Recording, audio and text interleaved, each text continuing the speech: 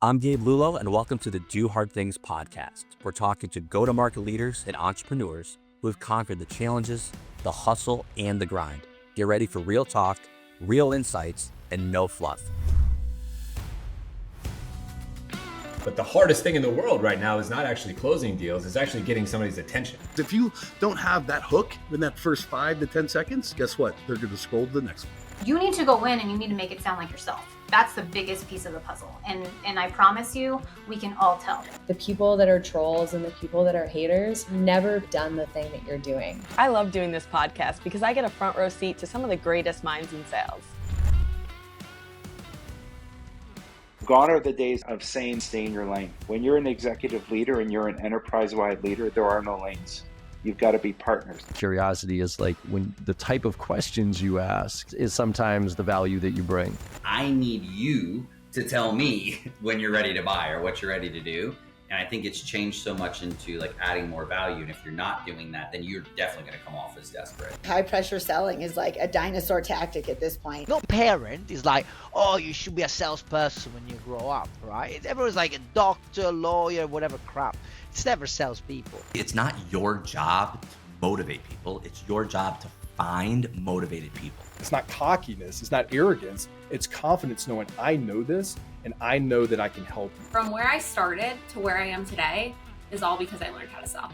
And there's too many people who have only been doing this for 5 freaking minutes. Sit down, close your mouth, actually go out there and get yourself beat up, then come back and tell me if something is dead or not. That is exactly why I started this podcast, because right there, that's the epitome of doing hard things.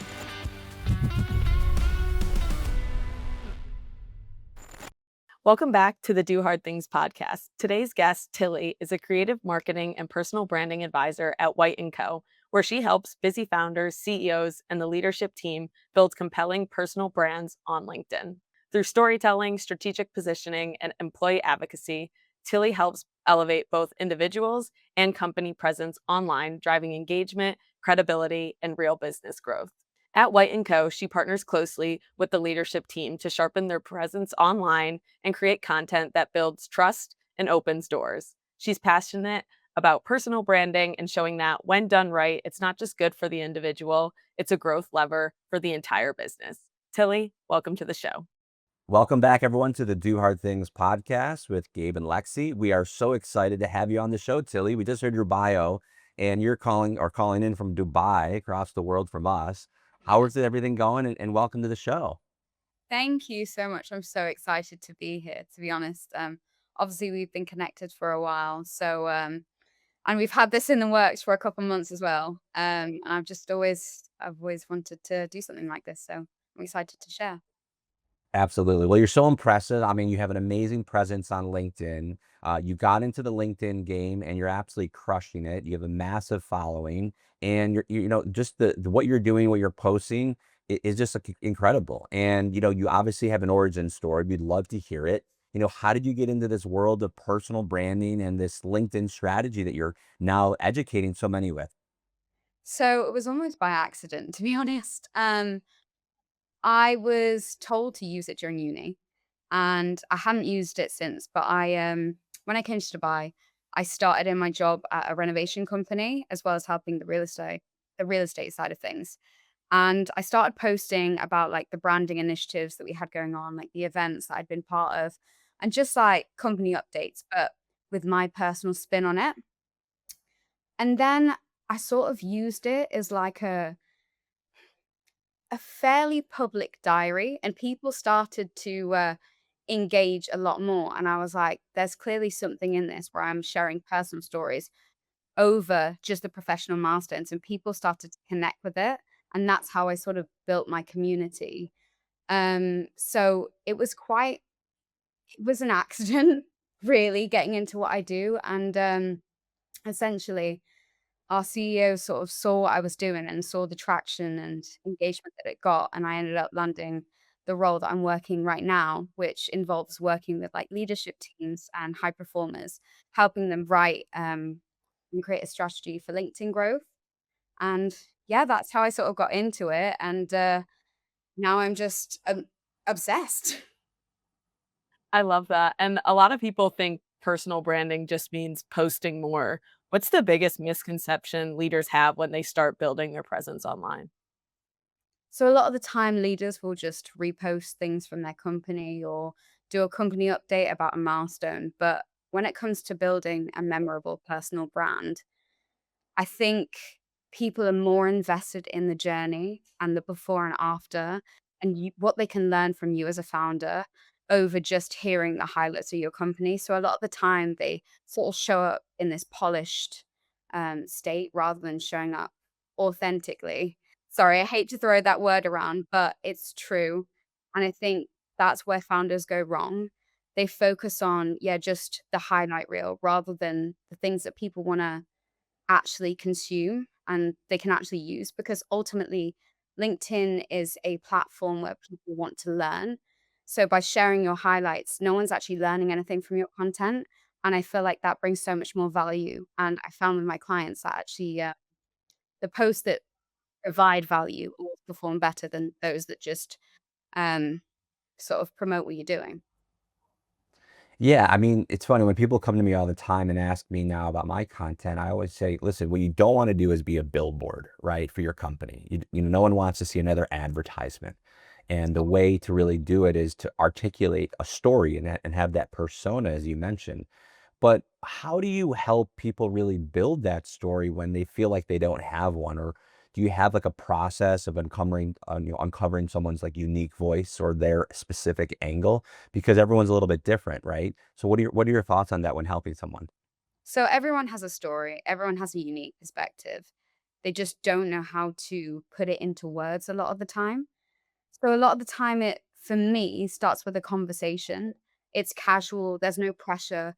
Obviously, I'll have like an onboarding process with new clients, but I like to keep it informal and just chat. And that's where the ideas start flowing. Like they'll tell me about what happened last week and I'll turn that into a post, and like something terrible that happened. Like, for example, I wrote a post for one of the members of the leadership team in my company about the fact that she walked in and realized that she was wearing two different shoes.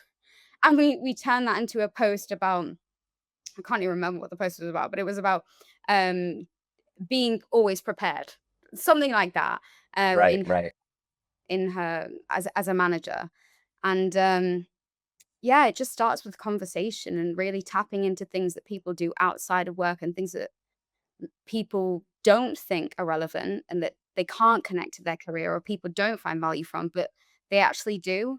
And people want to relate to people. Like there's so much AI in the world and so much robotic posts coming out that the real life experiences that people can connect with are the ones that perform the best. And that's where people find their tone of voice, a writing style. And that's when they really find that things perform.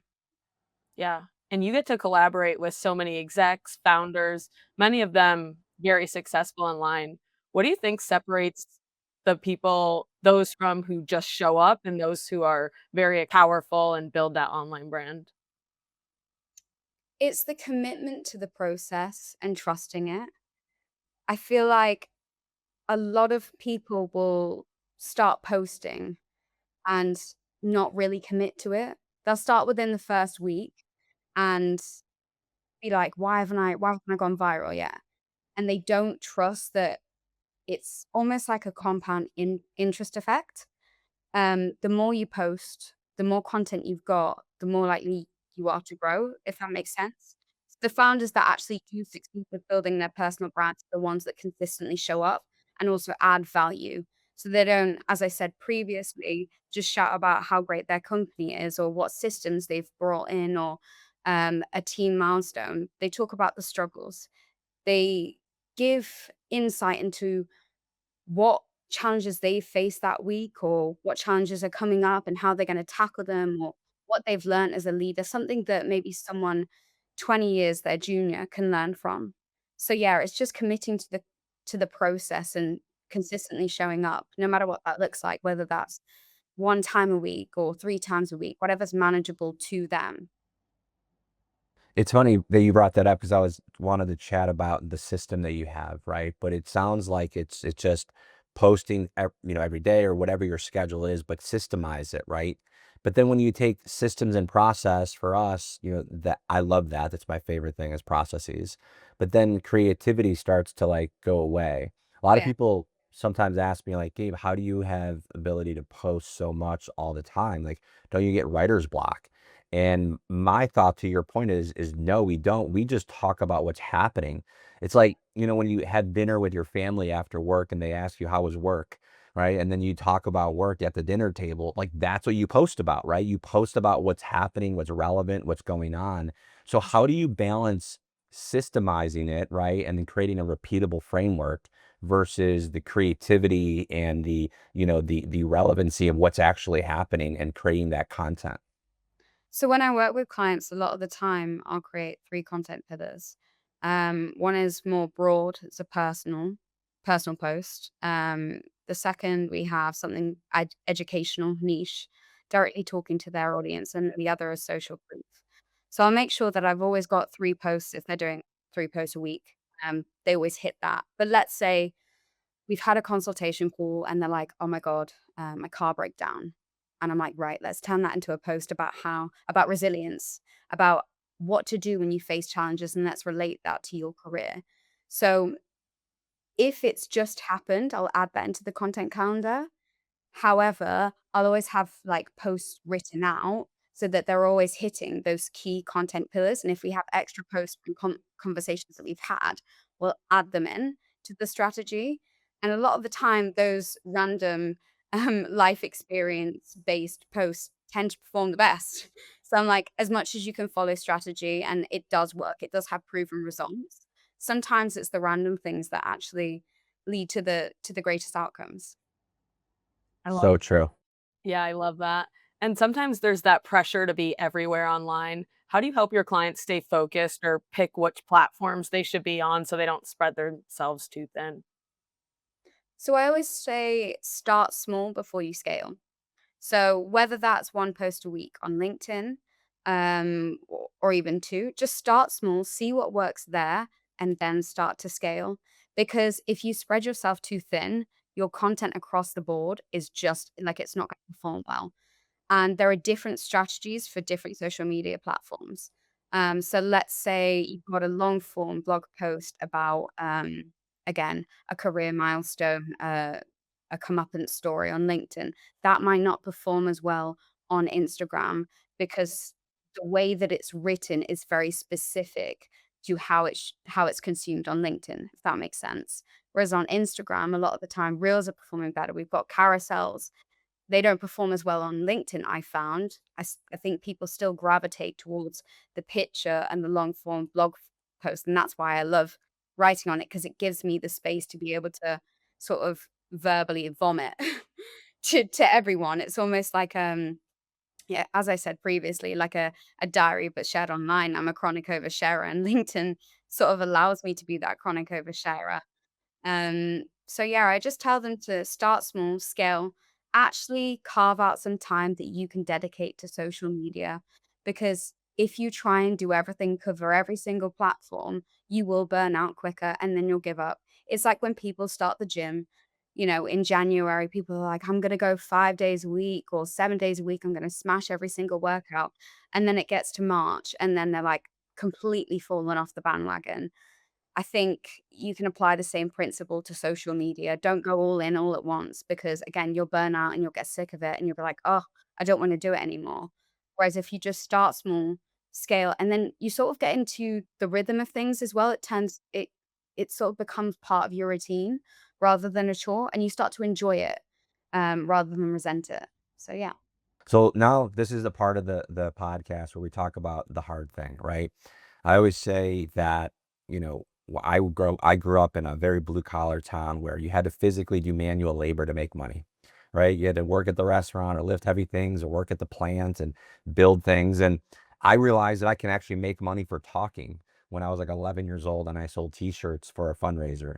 So this work of marketing, content, sales, it's hard, right? But Yeah. is it really like how is it hard for you? Like why is it so hard when we're not physically getting dirty, we're not risking our lives at work? So what is it that's so challenging and how have you been able to really grab hold and do the hard thing? It's exhausting to consistently show up and always come up with ideas when you even when you don't want to.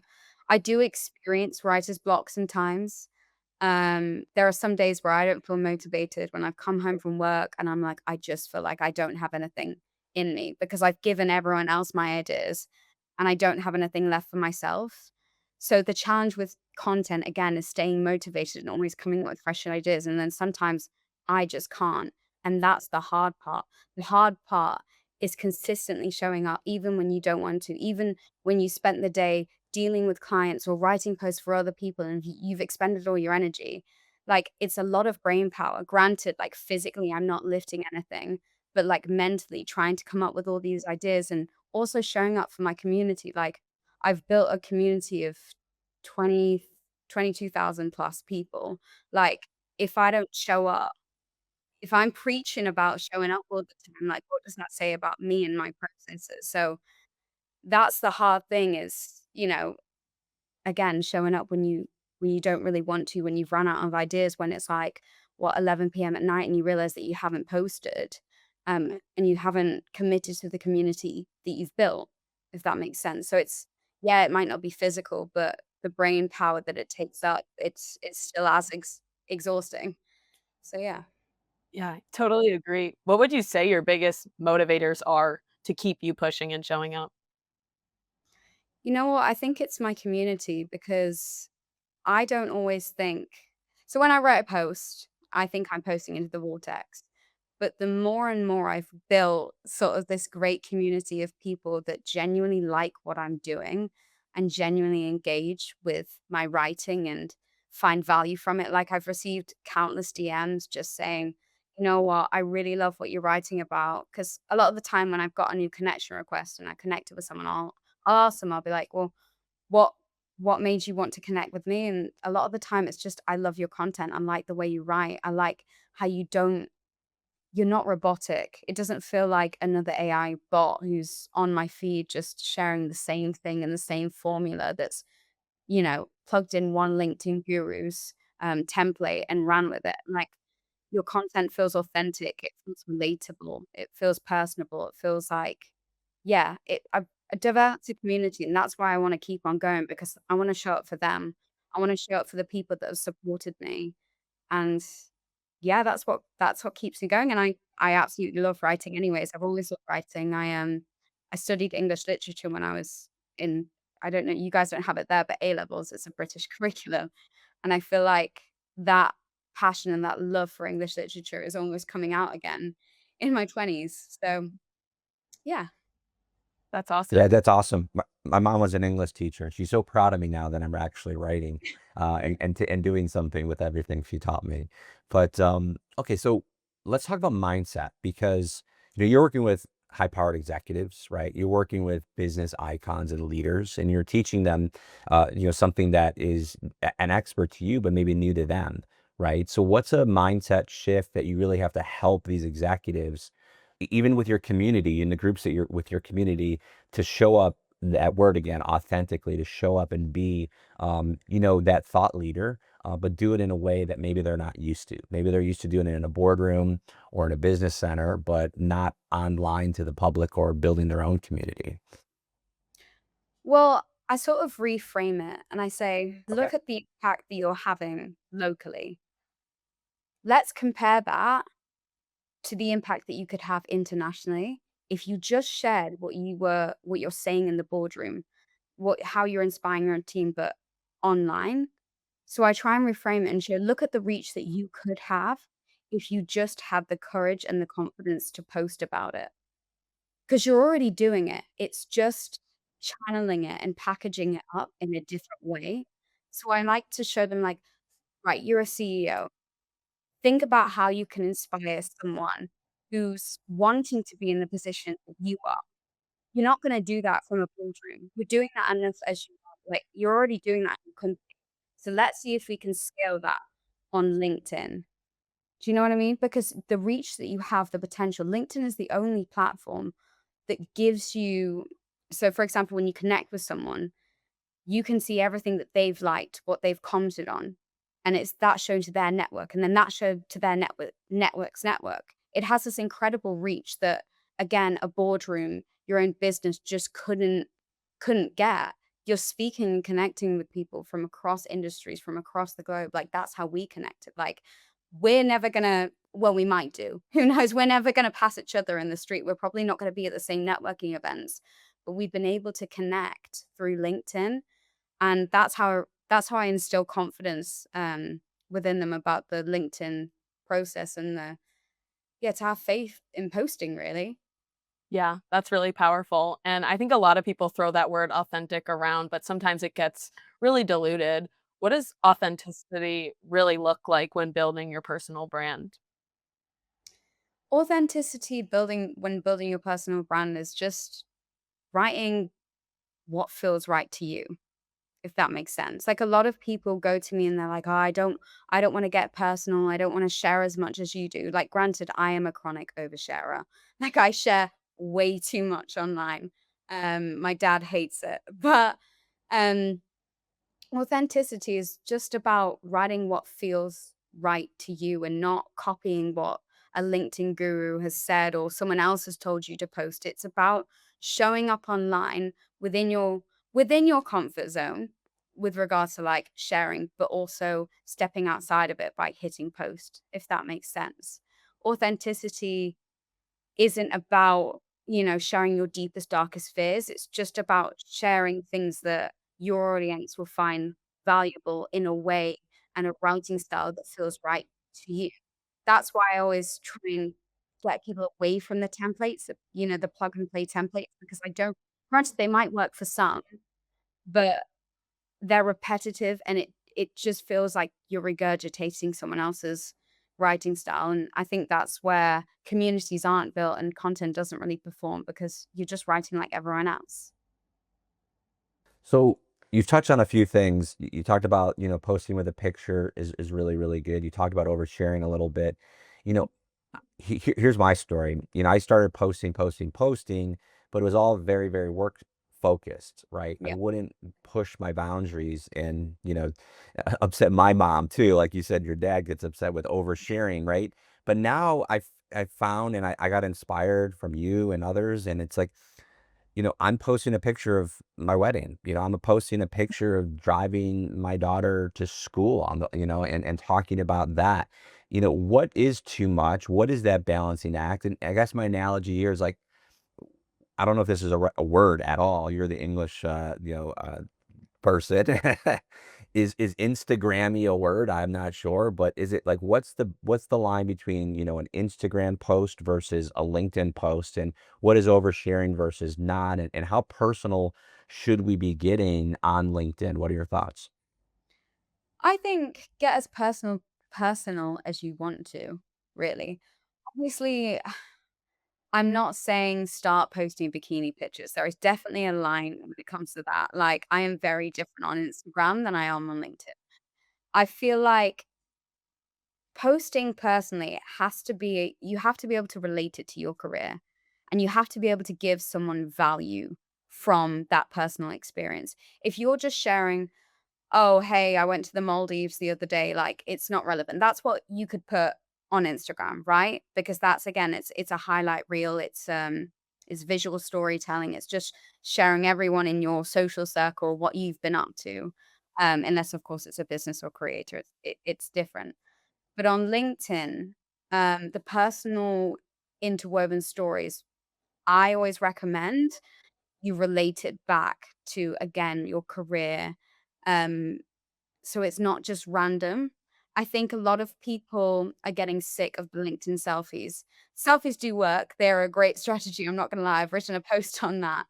Um, but only if they have something behind them. Only if you've got a post that relates to them, if that makes sense. Like your wedding. Like, do you mind me asking what was the wedding post about?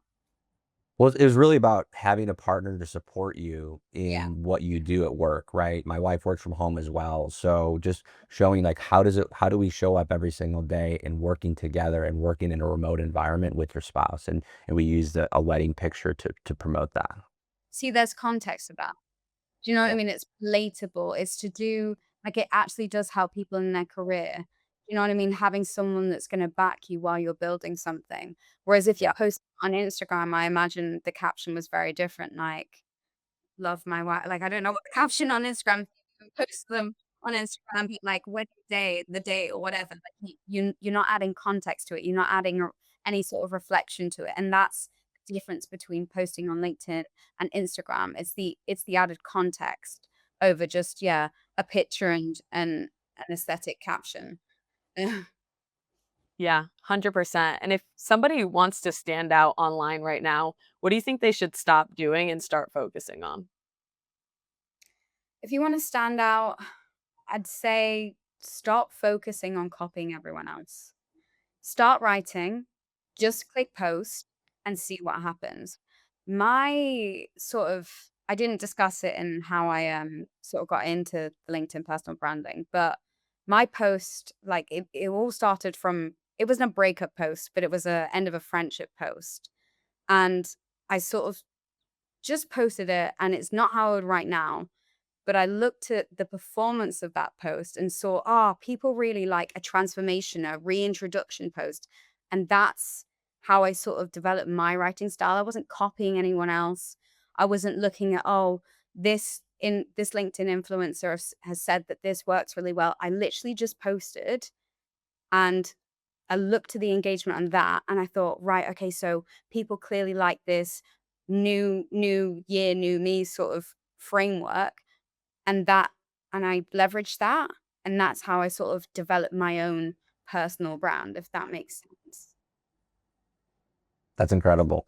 So in winding this down, what's next for you? Like where do you take this? You have an amazing community, over 20,000 people. Yeah. I love the fact that you had a CEO that saw what you were doing and doubled down on it, and that's incredible. A lot of CEOs right now are very afraid of having their staff post, and I think that's the exact opposite of what we should be doing as CEOs. But what's next for you, and what do you see next in your horizon? So I've got a webinar next week. So it's all about sort of pushing my boundaries and really going all in on personal branding and sort of using my content to not just like promote myself, but empower others because I think a lot of the time people are just they're giving you broad information. It doesn't actually help you, but I want to be able to empower my community to do it for themselves. So I sort of want to build on the coaching side of things and not just writing for people, because at the end of the day, that's not sustainable. That's not really scalable. I'm sort of transitioning into more of a coaching, like let's write together rather than let me write for you, because that's when people sort of build the confidence to be able to post, to be able to do things on their own rather than relying on someone else. I don't know if you know the saying, well, probably you do. If you catch a fish for a man, you'll feed him for a night. But if you teach him how to fish, you'll feed him for life. So that's how I'm sort of transitioning. Instead of writing everything for everyone and, creating these frameworks that people can use, I actually collaborating and coaching people on how to find their style of writing. Because again, if I'm just plugging and playing and writing for you, what are you going to learn from that? What are you going to take from that? Whereas if I'm teaching you how to find your writing style, to find your unique voice, you're going to be able to blow up on LinkedIn without me. In fact, you might surpass my following, you might surpass my community. But that's what I want for people. I didn't build what I'm building for me. I've sort of built it to help other people and sort of encourage people to join the 2% of, individuals that are posting on the platform and, just get over it and just post, have the confidence to post, the courage to post. I love that. And you've been an amazing guest. Thank you so much for every insight you brought. Who is the best person that should reach out to you and where should they do so? So, anyone that's looking to build their personal brand on LinkedIn or just wants a bit of advice on content writing or how to find, again, their tone of voice on LinkedIn, best way to do it is slide into my DMs, Natalie Freear, aka Titley. However you wanna, whatever you wanna call me, by all means, just send me a DM, and I'm always here to just help. Even if people need a little bit of advice or they want me help tweaking a post, I'm I'm just more than happy to help in DM. So yeah, find me on LinkedIn. Tilly, thank you so much for your time, and to our entire audience, keep doing the hard things, and we'll see you on the next one. Thank you. It was great.